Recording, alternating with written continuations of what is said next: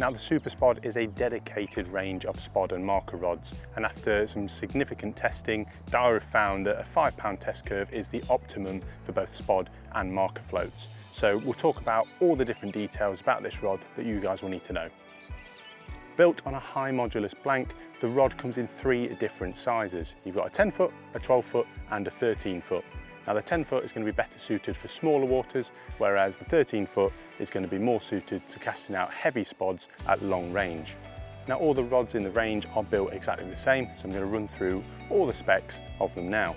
Now starting at the bottom, you've got this really nice chunky abbreviated handle, which is super comfortable when holding and is nice and grippy even when wet. Moving on up, you've got the Sea Guide reel seat, which is nice and secure, just as you'd expect from the guys at Daiwa.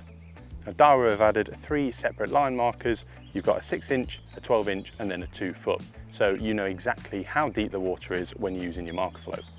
Moving on up, you've then got the Sea Guide TDG guides, and all rods in the range have the 50mm butt guide, which reduces friction during those casts. Now overall, the rod looks really neat. You've got that nice matte black finish on the blank itself with the gloss black whippings. Now in terms of weight of the rod itself, the 10 foot comes in at 315 grams, the 12 foot comes in at 395 grams, and then the 13 foot, which is this one here, comes in at 435 grams. So really not that heavy at all and really pleasing to cast with.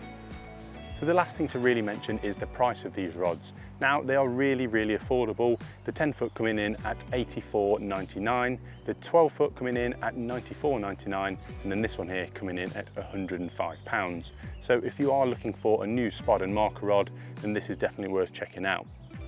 So that's pretty much everything I need to tell you, but if you do want any more information, then head to Daiwa's website, which is www.daiwacarp.com. But for now, it's time for me to get a bit more bait on the spots.